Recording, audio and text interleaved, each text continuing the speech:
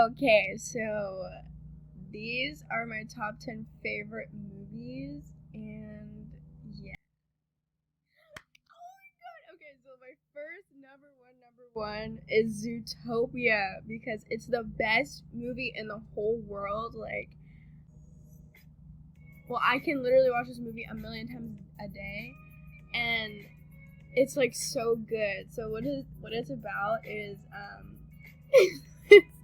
two two animals, so a fox and a bunny, named Nick and Judy, and they fall in love in this movie, and it is so cute. Like, and it's about police and whatever, but it teaches that everyone can fall in love, and it doesn't have to be your same species. Everybody can love each other. So I really love this movie. It just has to be my number one.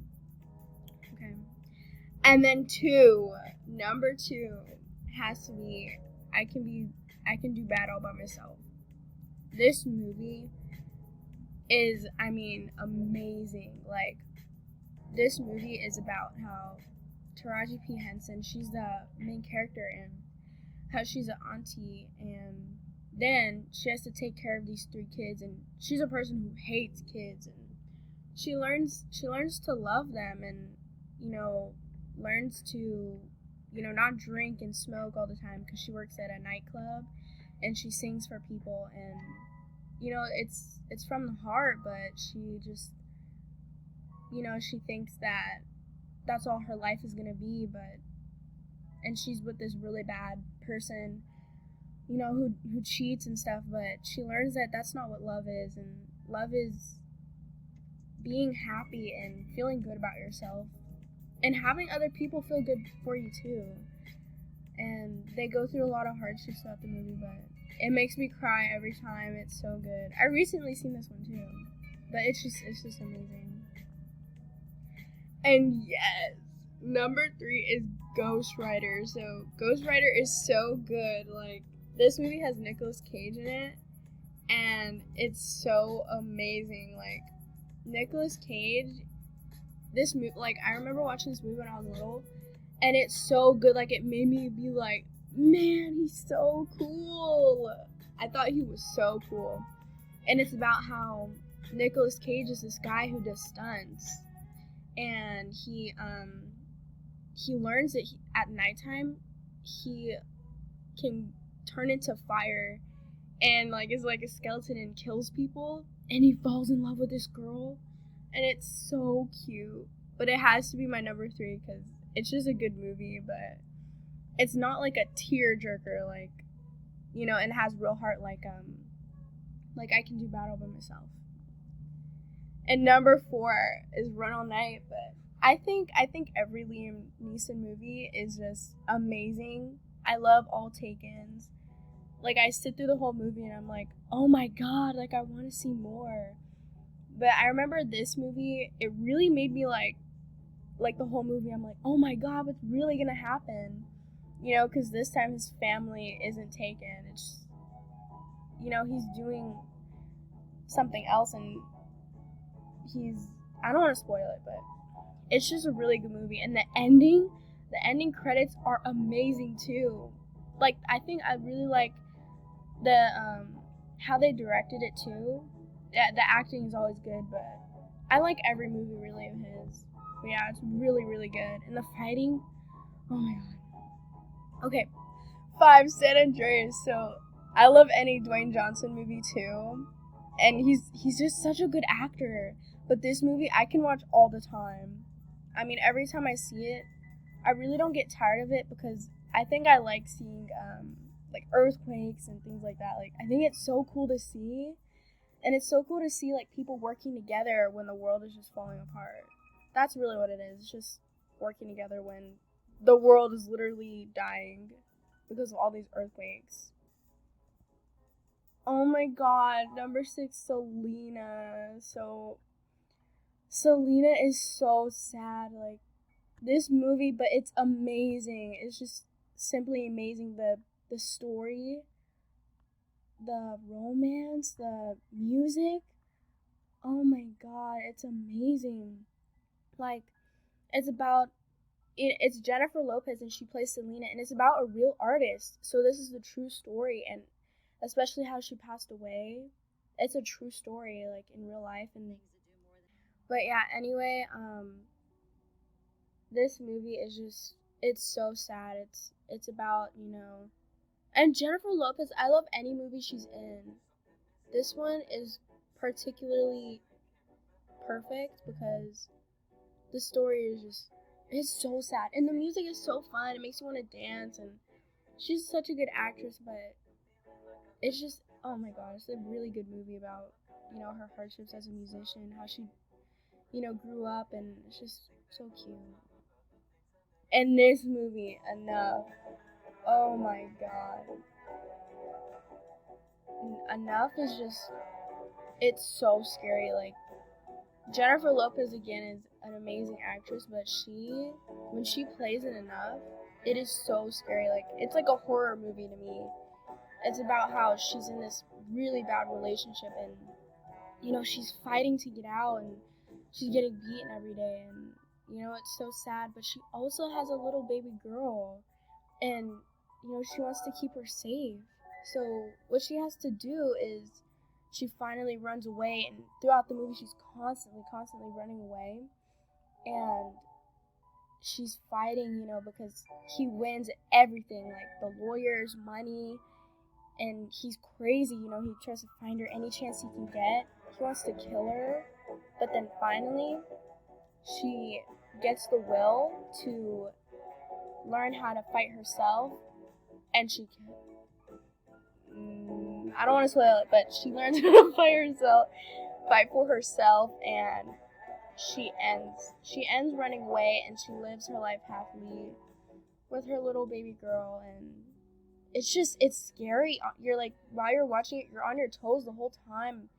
It's just so sad, her constantly running. It's so sad. Oh my god, 8. So this is Tyler Perry's Temptation, Confessions of a Marriage Counselor. I recently seen this movie. I love, like, all black movies, especially by Tyler Perry. They always have twists, turns, heart, sadness, like, oh my god, pain. Literally everything in one movie that's only about, like, 1 hour and a half, or like, maybe 2 hours sometimes, or 3. But this one has Brandy in it. Oh yeah, and Kim Kardashian. Kim Kardashian's in it too. But this movie is just insane. Like, in the beginning, you think that, oh, it's this cute little love story about her finding true love, but no, it isn't. And it teaches you that no matter how tempting it is, do not give in to temptation, because it's so easy to.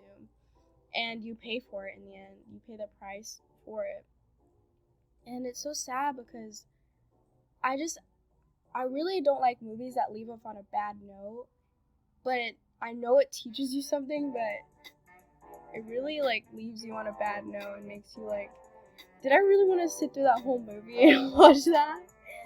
But it just, it makes my list because it's just so good. The whole time, I didn't even see the twist at all. I really didn't, but, everyone, they act so well, the music. I always love soundtracks in movies, and I always love the way people direct it. That's why I really love Ozark. It's by Jason Bateman. He also plays Nick Wilde in Zootopia. But that's also why I love Ozark. He directs it, and it's amazing. The soundtrack too, the way he ends off the episodes, the logo in the beginning, how he does every symbol. It's just amazing. Like, I can't wait for season 3. But yeah, this movie is really sad. It just grips you. It's really scary too. It's like a horror movie too.